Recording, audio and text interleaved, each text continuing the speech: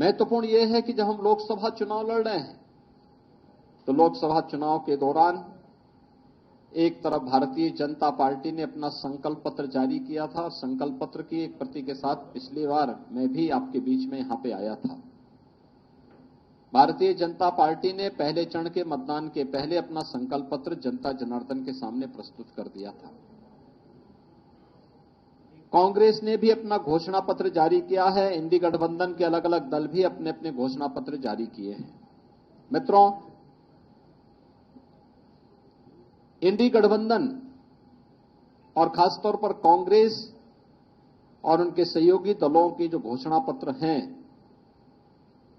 घोषणा पत्र के विभिन्न प्रावधानों के खतरनाक इरादों की तरफ ही ध्यान आकर्षित करने के लिए आज हम सब जनता जनार्दन का ध्यान आकर्षित करना चाहते हैं। जनता जनार्दन का ध्यान, और खासतौर पर इन मुद्दों को लेकर के एक तरफ 1970 के दशक में तत्कालीन प्रधानमंत्री श्रीमती इंदिरा गांधी जी ने देश को गरीबी हटाओ का नारा दिया था। गरीबी नहीं हट पाई क्योंकि इस प्रकार के कार्यक्रम नहीं थे। उनके 19 सूत्री 20 सूत्री कार्यक्रम बनते थे, लेकिन वे फाइलों तक कैद होकर के रह जाते थे। शासन स्तर पर अगर किसी गरीब के लिए योजना का लाभ भी देने की बात होती थी तो वह कमीशनखोरी की भेंट चढ़ जाती थी। योजना का लाभ चेहरा देख करके देने की जो प्रवृत्ति कांग्रेस ने उस समय प्रदान की थी, कमोवेश वही स्थिति हम लोगों को यूपीए सरकार के सामने और विभत्स रूप में देखने को मिला। आज का जो कांग्रेस इंडी गठबंधन से जुड़े हुए सहयोगी दलों के जो घोषणा पत्र जारी हुए हैं,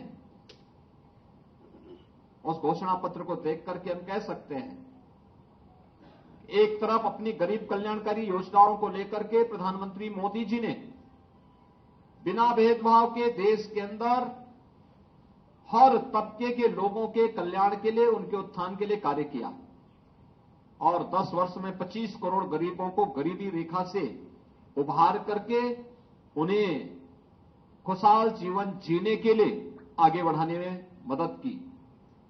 और दूसरी तरफ कोई भी इस प्रकार के प्रमाण कांग्रेस या उसके सहयोगी दल नहीं दे सकते कि जिन्होंने देश के अंदर सर्वाधिक समय तक शासन किया, आखिर इतने लंबे समय तक शासन करके 65 वर्षों से अधिक समय तक देश के अंदर शासन करने के बावजूद उनका पॉलिटिक्स परफॉर्मेंस पर आधारित क्यों नहीं बन पाया था?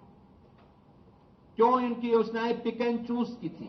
चेहरा देख करके योजनाओं का लाभ देने का कार्य क्यों? और खासतौर पर अब दादी के दिए गए नारे को पोते के द्वारा किस प्रकार से तोता रटंत की जा रही है कि हम एक झटके में गरीबी हटाएंगे, और गरीबी कैसे हटाएंगे इसका अगर आपको उनके घोषणा पत्र में देखना हो तो यह खतरनाक इरादा भी है और हास्यास्पद भी है। वो कह रहे हैं कि हम लोगों की संपत्ति का सर्वे करवाएंगे और संपत्ति सर्वे करके फिर उस संपत्ति को अपने अनुसार फिर उसका बंदर बांट करेंगे। यानी पहले देश के संसाधनों पर लूटपाट।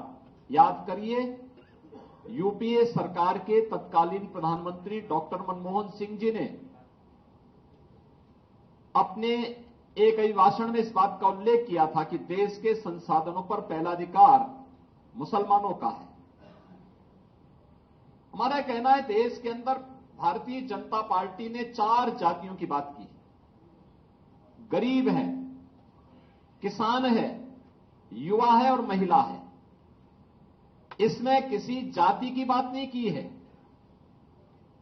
किसी मत और मजहब की बात नहीं की है। जो गरीब है उसको शासन का हिस्सा मिलना चाहिए, युवा है उसकी आजीविका की व्यवस्था होनी चाहिए, महिला है उसके स्वावलंबन के लिए कार्य किए जाने चाहिए, अन्नदाता किसान वह किसी भी जाति मत मजहब वर्ग का है उसको सम्मान मिलना चाहिए।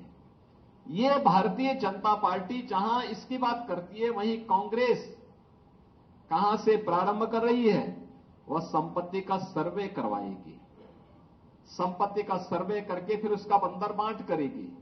यानी अपनी पुरानी उस प्रवृत्ति में कहां लेके जा रहे हैं कि पहला अधिकार किसका है, और फिर वहीं से उनकी शुरुआत हो रही है। इसके लिए वह जातीय जनगणना को आधार बना रहे हैं। 65 वर्षों तक शासन किए, एससी, एसटी, ओबीसी और अन्य जातियों को इन्होंने उनका अधिकार नहीं दिया, उससे उन्हें वंचित किया।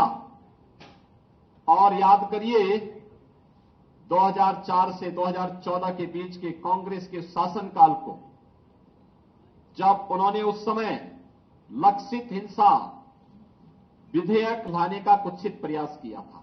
बहुसंख्यक समाज की भावनाओं को कुचलने के लिए, उनकी अभिव्यक्ति की स्वतंत्रता को दबाने के लिए एक कुत्सित प्रयास किया था। भारतीय जनता पार्टी के भारी विरोध के कारण वह उस विधेयक को पास नहीं कर पाए थे। भारत के प्रति इनकी मानसिकता क्या है? और इसके बाद इन्होंने अनुसूचित जाति, अनुसूचित जनजाति और पिछड़ी जाति के हकों पर डकैती डाल करके उनके आरक्षण में भी किस प्रकार से घुसपैठ करने का प्रयास किया था। इसके लिए रंगनाथ मिश्रा, जस्टिस रंगनाथ मिश्रा, जो पहले सीजीआई थे, चीफ जस्टिस ऑफ इंडिया थे, बाद में कांग्रेस के सांसद बने, उनकी अध्यक्षता में जो कमेटी बनाई गई, उस कमेटी की सिफारिश कांग्रेस की मंशा के अनुरूप देश के अंदर लागू करने के कुत्सित प्रयास हुए थे, जिसमें एससी, एसटी और ओबीसी के आरक्षण के अधिकार को जबरन कुछ वर्ग विशेष को देने के कुत्सित प्रयास इन्होंने उस समय प्रारंभ किए थे।